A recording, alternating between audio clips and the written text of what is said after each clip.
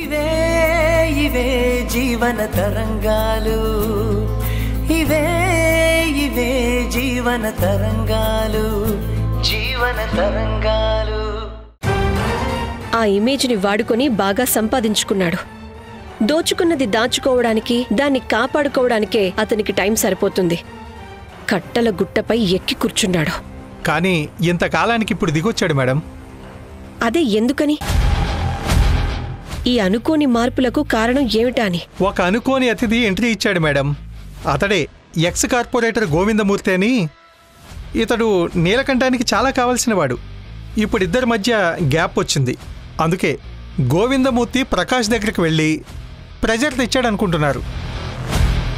అధికారంలో లేడు కదా, ఒక ఎగ్జిక్యూటివ్ ఆఫీసర్పై ఎలా ప్రెజర్ తీసుకురాగలిగాడు? ప్రకాష్ గారు అక్రమంగా సంపాదించాడనే గుట్టు గోవిందమూర్తికి తెలుసు. పొలిటీషియన్ కాబట్టి పవర్లో ఉన్నా లేకపోయినా నీ జుట్టు నా చేతిలో ఉందని ఈజీగా ఆడించే టాక్టిక్స్ వాళ్ళకి బాగా తెలుసుంటుంది.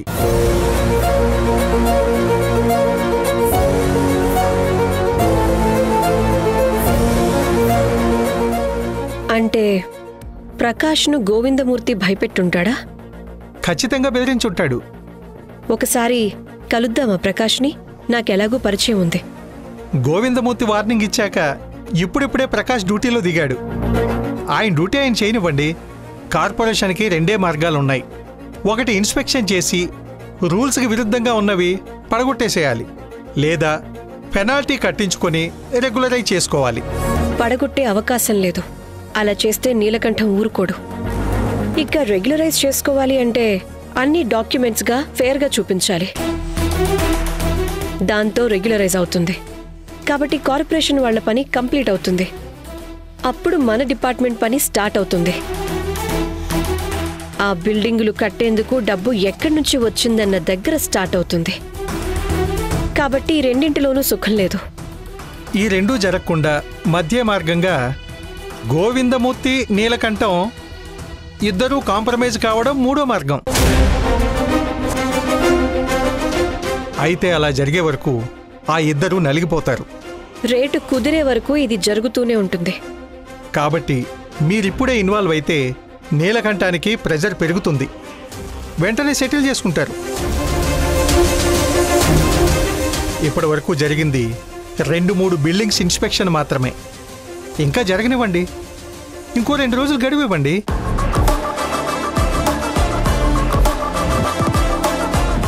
మీ విజన్ బాగుంది. ఎన్నో రోజుల తరువాత ప్రకాష్ సిన్సియర్గా డ్యూటీ చేస్తున్నట్లు మస్కా కొడుతున్నాడు, కొట్టనివ్వండి అంటారు. అలాగే ఆ నీలకంఠం గోవిందమూర్తి మధ్య డీల్ ఫైనలైజ్ అవ్వనివ్వండి అంటారు.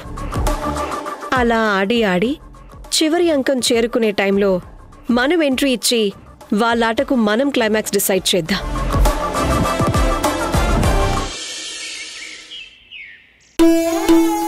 అయితే నువ్వు చెప్పిన దాని ప్రకారం వృద్ధాశ్రమంలో మానవత్వం మంట కలిసిపోయిందంటావు. మరీ ఎక్కువైపోయింది అంటున్నా. ఒక బ్రెడ్ ప్యాకెట్ తీసుకొచ్చి అన్ని రూముల్లోకి వెళ్లి ఫోటోలకి ఫోజులు ఇవ్వడం, చుట్టూ ముసలమ్మల్ని కూర్చోపెట్టుకుని వీడియోలు తీయడం. అయితే వృద్ధాశ్రమంలో సేవ అంటే న్యూసెన్స్ అంతేనా? న్యూ ట్రెండ్ స్టార్ట్ అయింది. కడుపు నింపడం కంటే కలరంగిచ్చుకోవడం అన్నమాట. ఆ తర్వాత ఇంకేం చేసేవారు మీ వృద్ధాశ్రమంలో? ఒక్క అరటిపండు చేతిలో పెట్టి అరగంట సేపు మీ దీనగాథలు మాతో పంచుకోండి అని వీడియోలు తీస్తారు. ఒకే కథ ప్రతిరోజు చెప్పి చెప్పి నాకే సిగ్గేసింది. చెప్పు, పర్లేదమ్మా, చాలా ఇంట్రెస్టింగ్ గా ఉంది. మీ అమ్మమ్మని ఇంటర్వ్యూ చేస్తున్నావా? ఏదో జనజీవన స్రవంతిలో కలవడానికి వచ్చిన నక్సలైట్ని అడిగినట్టు ఆ అడగడం ఏంటే? అమ్మ అలానే అంటుందమ్మా, నువ్వు చెప్పు. నా బాధ చెప్పేటప్పుడు చివర్లో కన్నీళ్లు కూడా రాల్చాలట. రాల్చాలమ్మమ్మా, రాల్చాలి. ఒకే కథతో రోజుకోలా ఎమోషన్ పండించాలి. అదేమో నీకు రాదు. ఇంట్లో ఉన్నప్పుడు టీవీ సీరియల్స్ చూడాల్సింది. ఎప్పుడు చూడు పని పని పని. అందుకే నిన్ను అమ్మ వృద్ధాశ్రమానికి వెళ్ళమంది. అచ్చరే, రోజంతా ఇంకా ఎలా గడిచేది? కష్టపడి ఒళ్ళొంచి పనిచేసి కడుపు నింపుకున్నదాన్ని. అక్కడ అన్నం పెట్టిన వాళ్ళని ఆశీర్వదించాలంట. బావుండాలని కోరుకోవచ్చు. కాని మనమే నిస్సహాయ స్థితిలో ఉండి దేవుడు వాళ్ళని చల్లగా చూడాలని కోరుకుంటే అవుతుందా? ఆ దేవుడేదో ఈ ముసలివాళ్లు చల్లగా ఉండాలని కోరుకోవచ్చు కదా. వీళ్లే అభాగ్యులు, వీళ్ల ఆశీస్సులు కావాలంట. దానికోసం ఓల్డేజ్ హోమ్ వరకు వచ్చి పుట్టినరోజులు పెళ్లి రోజులు జరుపుకోవడం అదేం చేదస్తమో ఏంటో. సరే వదిలేయమ్మా. నువ్వు చెప్పమ్మా. చెప్పాను ఓల్డేజ్ హోమ్ ఇన్ఛార్జిగా నేనుండలేను అని. తర్వాత ఏంటే తర్వాత? నువ్వు ఫస్ట్ అక్కడి నుంచిలే. దగ్గరున్నప్పుడు సరిగ్గా చూసుకోరు, ఆశ్రమంలో వేస్తారు. ఇంట్లో వాళ్ళని వదిలేచ్చి బెంగతో చనిపోయాక ఎక్కడలేని ప్రేమ పొడుచుకొస్తుంది. చంపినోళ్లే సంతాప సభ పెట్టి భోజనాలు పెడుతుంటే ఎలా తింటారో ఏమో. అమ్మా నీకొద్దు, కాని ఆశ్రమం నడిపే వారికి కావాలి కదా. కావాలి, కాని ఇచ్చేవాళ్ళకన్నా బుద్ధుండాలి కదా. సంపాదనలో మునిగిపోయి కావలసిన వాళ్ళని వదిలేస్తారు. ఇంకొంతమంది పాపపు సొమ్మును ఖర్చు చేసి ప్రాయశ్చిత్తం కోసం ఇలా ఆశ్రమాల్లో దాన ధర్మాలు చేస్తుంటారు. చేసింది చూపించుకోవడానికి ఫోటోలు వీడియోలు. ఏం మనుషులో ఏమో. అదే వృద్ధాశ్రమానికి వచ్చే అనాథులు సారీ అదే అతిథులకు రోజు బ్లెస్సింగ్ ఇవ్వడం బోర్ అనిపించి వచ్చేసావు అంతే కదా.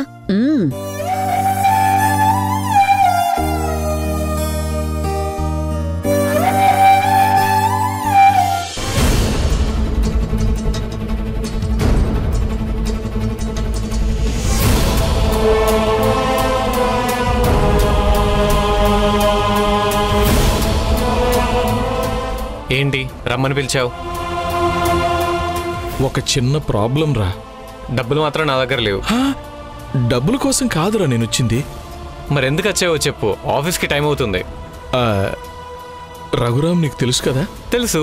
అయితే ఆయన ఇచ్చిన చెక్కు నా దగ్గరే ఉంది. నేనెళ్ళిస్తే ఆయన తీసుకోవటం లేదు.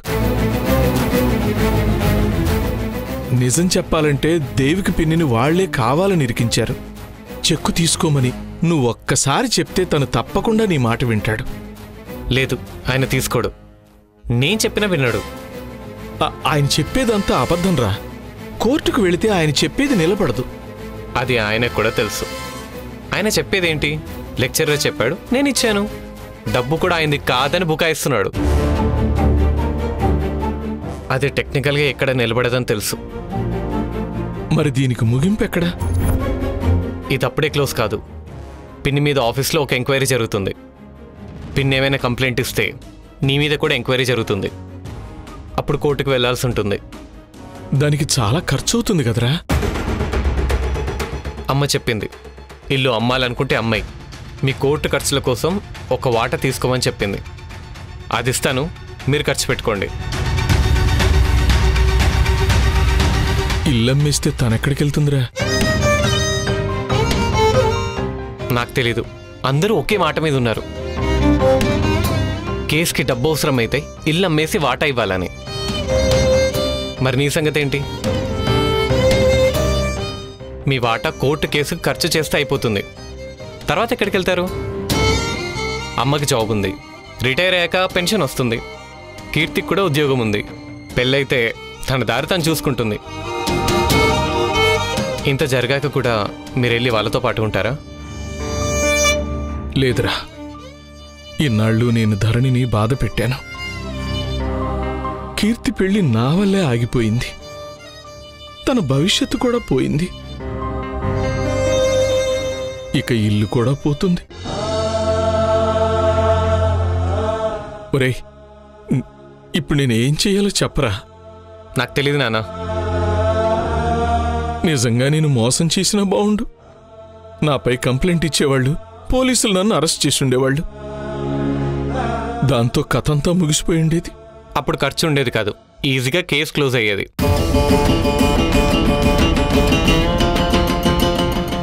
ఇప్పుడైనా ఆ లెక్చరర్ చెప్పిందే నిజం. దేవికి పేరు మీద నేనే డబ్బు తీసుకున్నాను. ఇందులో దేవికి తప్పేమీ లేదు. నేనే లెక్చరర్ ప్రమోద్ని మోసం చెయ్యాలనుకున్నాను అని చెప్తే? అది అబద్ధం కదా. నా జీవితం అంతా అబద్ధమేరా. ఇన్ని రోజులు వేరే వాళ్లను మోసం చేయలేక ఇంట్లో వాళ్ళని సొంత వాళ్ళని మోసం చేశాను. అప్పులు చేశాను, అబద్ధాలాడాను, వాళ్ళని పీల్చి పిప్పి చేశాను. ఇప్పుడు వాళ్ళందరికీ సహాయం చేయటానికి అబద్ధం చెప్తే ఏమవుతుంది? నిజంగా చెప్తున్నారా? అవును, చెప్తే ఏమవుతుంది? లెక్చరర్ కేసు వేసినా, దేవిక పిన్ని కంప్లైంట్ ఇచ్చినా ఎక్కువ ప్రాబ్లం అవుతుంది. అదే మీరు ఒప్పుకుంటే ఒక 3 నెలలో లేక 6 నెలలో లోపలేస్తారు, తర్వాత వదిలేస్తారు. మరైతే ఇదే సింపుల్ సొల్యూషన్ కదా. మీరు ఆలోచించే మాట్లాడుతున్నారా నాన్న? అవునరా, చాలా రోజులకి నా వాళ్ల కోసం నేను చేసిన ఆలోచన. ఊరికే ఎందుకు శిక్ష అనుభవిస్తారు నాన్న? మీరేం మోసం చేయలేదు కదా. ముందు చేసిన మోసాలకి నేను శిక్ష అనుభవించలేదు. వాటి ఫలితమే ఇప్పుడు నేను అనుభవిస్తున్నాను అనుకుంటాను. దేవతలాంటి ధరణిని ఏడ్పించాను, అందుకు అనుభవించాల్సిందే. ఇంట్లో ఉండి నేను మాత్రం చేసేదే ఉందిరా. ఖాళీగా తిని పని పాట లేకుండా ఉండాలి. అదేదో ఆ 6 నెలలు జైల్లో ఉంటే సరిపోతుంది కదా. అదేంటి నాన్న, బయటికి వచ్చాక అందరినీ నేరస్తులానే చూస్తారు. ఇప్పుడు మాత్రం నన్ను గుణవంతుడు అనుకుంటున్నారా? లేదు కదా. నాకు సిగ్గు లేదు, శరవం లేదు. నడివీధిలో తిట్టించుకున్నాను, కొట్టించుకున్నాను. మానం, మర్యాద అవన్నీ ఎప్పుడూ వదిలేశాను. బాధ్యత లేనివాడిగా తిరిగాను. ఇల్లు, సంసారం అని ఎప్పుడూ నేనంతగా పట్టించుకోలేదు. ఇంట్లో ఉంటే మీ అమ్మమ్మ మాట్లాడటం లేదు. ఇక మీ అమ్మ, కీర్తి కూడా అంతంత మాత్రమే. నేను ఇటొస్తే వాళ్ళు అటువైపు నుంచి వెళ్ళిపోతున్నారు. ఇంట్లో కూడా నేను ఒంటరినే. అలాంటప్పుడు జైల్లో ఉంటే నేను అందరికీ మేలు చేసిన వాడిని అవుతాను కదా.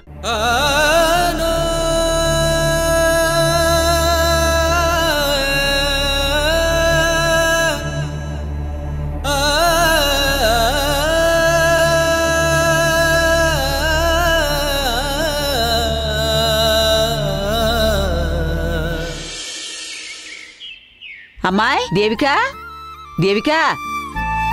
అమ్మా, ఇదేనా రావటం? వస్తున్నానని ఫోన్ చేయొచ్చు కదా, కారు తీసుకొచ్చేదాన్ని. ఏంటే ఫోన్ చేయకుండా రాకూడదా? అలా నేనన్నానా? నువ్వు అన్న మాటలో పరమార్థం అదే మరి.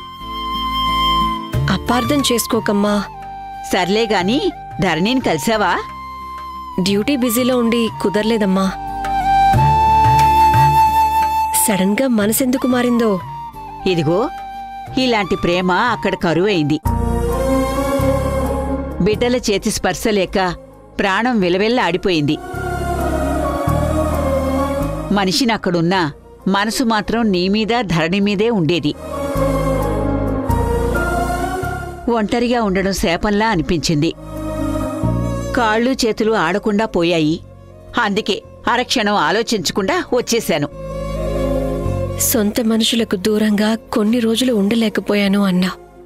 మరి నేను 1 కాదు 2 కాదు, ఏకంగా 8 ఏళ్లు మీ అందరికీ దూరంగా నేనెలా ఉన్నానో, మిమ్మల్ని చేరుకోలేక అక్కడ ఉండలేక ఎంత మానసిక క్షోభ పడుంటానో ఒక్కసారైనా ఆలోచించావా అమ్మా?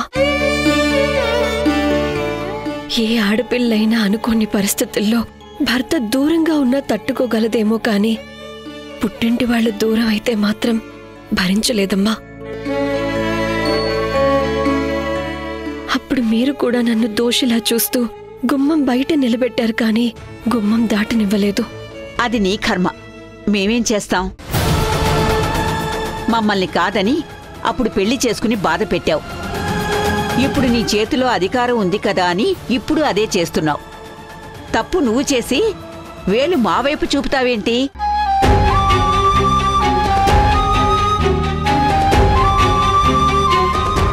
సర్లే, ఇప్పుడు అవన్నీ ఎందుకు గాని, అల్లుడుగారెక్కడా కనిపించట్లేదు. తనకిష్టం అని బెల్లం పూతరేకులు తెచ్చాను. రమ్యని తీసుకురావడానికి వెళ్లారు. కుక్క తోక వంకరా అన్నట్టు నీ భర్త వచ్చి నెలలు గడుస్తున్నా ఇంకా ఆ దత్తత పాటే పాడుతున్నావు తప్ప మొగుడితో కలిసి అన్యోన్యంగా కాపురం చేయాలని లేదా నీకు?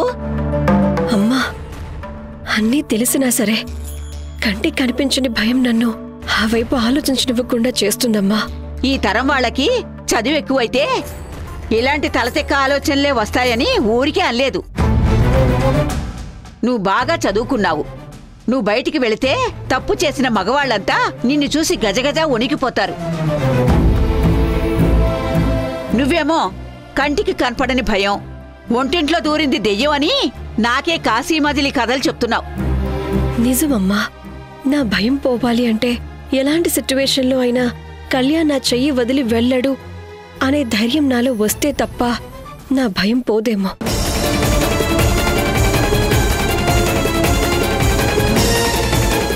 అమ్మా, వెళ్ళిపోతావేంటమ్మా? నువ్వు మారతావనుకోవడం నా తప్పే. నీ భర్త తను చేసే జాబుని, పుట్టి పెరిగిన ఊరిని నీ కోసం పిచ్చోళ్ళ వదిలేసొస్తే నువ్వేమో తక్కెట్లో తూకం వేసి చూస్తున్నావు. తగ్గి వచ్చినోడికి మర్యాదిచ్చి గుండెల్లో పెట్టుకోవాలి గాని అడుగడుగునా అనుమానిస్తే అందకుండా పోతాడే.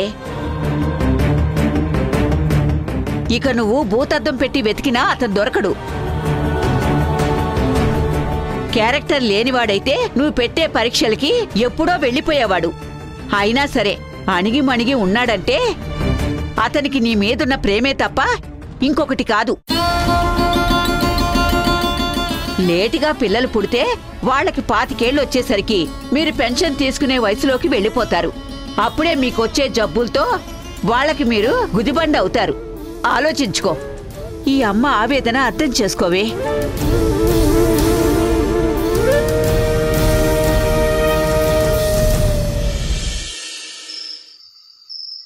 ఎంతమంది శాపమో ఏమో, వాళ్ళ ఉసురు ఊరికే పోతుందా? అందుకే ఈ శిక్ష. ఇంటికొచ్చి పోయే వాళ్ళందరికీ నేను సమాధానం చెప్పలేకపోతున్నాను. ఏమైందని అడిగేవాళ్ళు, జాలి చూపించేవాళ్ళు వరదలా వస్తున్నారు. అల్లుడు చెడ్డవాడని చెప్పు. నేను చెప్తే నమ్ముతారా? అల్లుడికి మంచి పేరుంది, మీకే చెడ్డ పేరుంది. అన్యాయంగా సంపాదించి ఎంతవరకు తెచ్చారు. అందుకిప్పుడు ఏం చేయమంటావు? జాబ్ వదిలేండి. మీరు చేసిన కర్మ మీరు కూడా అనుభవించండి. ఉసై, నిజంగా నీకు పిచ్చి పట్టిందే. నీకు జాబ్ లేదు, తనకి జాబ్ లేదు. నేను కూడా జాబ్ మానేస్తే సంపాదన వద్దా? దీని గురించి ఉదయం మాట్లాడదాం. పడుకో నువ్వు. లేదు, ఇది ఈ రోజు తేలిపోవాలి. నా వల్ల కావడం లేదు. కన్న కూతురు ప్రేమగా పెంచాం, పెళ్లి కూడా చేసి పంపించాం. ఇప్పుడు తిరిగి వచ్చేసింది. బిడ్డ కడుపుకి ఇంత అన్నం వేస్తే చాలనుకుంటున్నారా? ఈ లోకం తనను ఒప్పుకునేలా తనని నిలబెట్టే బాధ్యత మీదే.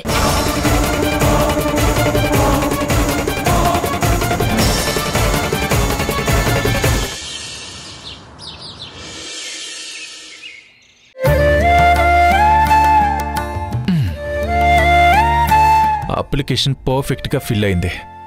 ఇంకా సైన్ ఒకటే బ్యాలెన్స్. రమ్య, రమ్య. వస్తున్నాను అంకుల్. చెప్పండి అంకుల్. రమ్య, ఇదిగో ఇక్కడ సైన్ చేయి. School application uncle? నోనో, నీ హెల్త్, నీ ఎడ్యుకేషన్, నీ ఫ్యూచర్ మీద ఇన్సూరెన్స్ చేయిస్తున్నాను. ఇన్సూరెన్స్ ఎందుకు? నాకు మీరున్నారు కదా. ఇక్కడ పర్మనెంట్ గా ఎవ్వరూ ఉండరు రమ్య. Nothing is permanent. నువ్వు ఎవరి మీద డిపెండ్ అవ్వకుండా ఉండాలంటే నీకు ఫినాన్షియల్ సెక్యూరిటీ ఉండాలి. అది చాలా అవసరం. నాకేం అర్థం కాలేదు. అంటే ఇప్పుడు దేవిక ఎవరి మీద డిపెండ్ అవ్వకుండా ఓన్గా డేర్గా ఉంటుంది కదా, అలాగే నువ్వు కూడా ఎవరి మీద డిపెండ్ అవ్వకుండా స్ట్రాంగ్గా ఉండాలని ఈ జాగ్రత్త తీసుకుంటున్నాను. అండర్స్టాండ్?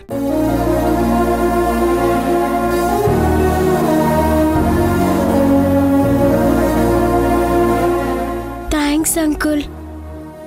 మీరు నా మీద తీసుకునే కేర్ చూస్తుంటే లేని అమ్మా నాన్న గుర్తొస్తున్నారు. మా నాన్నే ఉండుంటే నన్ను ఎంత జాగ్రత్తగా చూసుకునేవారు. మీరు కూడా అలాగే చూసుకుంటున్నారు.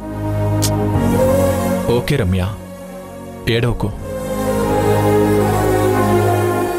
నాకు ఊహ తెలిసి నాకు అమ్మా నాన్న లేని లోటు తీరుస్తున్నారు. మీలాంటి వాళ్ళ దగ్గర నేనున్నందుకు ఐఎమ్ సో లక్కీ. నీలాంటి అమ్మాయి మా దగ్గర ఉన్నందుకు మేం కూడా సో లక్కీ.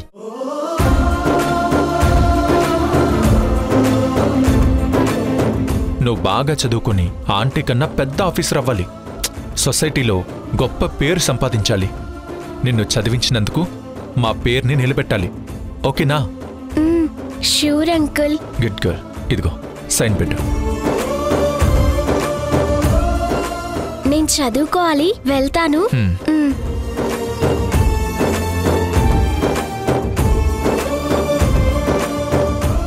మీకు చేసేదేంటో మీకు అర్థమవుతుందా అల్లుడు గారు?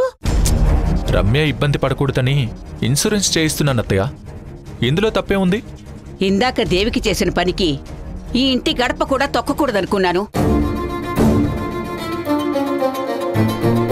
కోప్పడకండి అత్తయ్య. నన్ను ఆపకండి అల్లుడు. మీ మంచి మనసు, మీ ప్రవర్తన, దేవికి పట్ల మీరు చూపించే ప్రేమ, అభిమానం ఇవన్నీ చూసి నా మనసు మార్చుకున్నాను. అయినా నా పంతాల్ని పట్టింపుల్ని ఓ మూలకి నెట్టి మీ ఇద్దరినీ ఒక జంటగా కలపాలని ప్రయత్నం చేస్తున్నాను. కాని దాన్ని మీరే చెడగొడుతున్నారు. అత్తయ్య, నేనా? అవును, మీరే. దేవిక మర్చిపోయిన దత్తతని మీరే గుర్తు చేస్తున్నారు. ఇది మీకు న్యాయమేనా అల్లుడు? అత్తయ్య, రమ్యని దత్తత తీసుకోవాలన్న నిర్ణయం దేవికదే. తను ఏ నిర్ణయం తీసుకున్నా సపోర్ట్ చేసే బాధ్యత నాది. రమ్యని బాగా చూసుకుంటామని దేవిక మాస్టర్కి మాటిచ్చింది. ఆ మాట ప్రకారమే నేను కూడా రమ్య కోసం ఇవన్నీ చేస్తున్నాను. మాట కోసం ఇలాంటివి చేయడం తప్పని నేను అండలేదు. ముందు మీకు పిల్లలు కలిగాక ఆ తర్వాత ఇలాంటి వాళ్ల కోసం ఒక సంఘమే పెట్టుకోండి. నేనేమి అడ్డు చెప్పను. ఏమంటారు అల్లుడు గారు? ఏంటమ్మా, అల్లున్నేదో ఎంక్వైరీ చేస్తున్నట్టున్నా? ఎన్ని చేస్తే ఏం లాభంలే, అసలేనికి నీ దగ్గరే ఉంది కదా. కరెక్ట్గా చెప్పారు అత్తయ్య.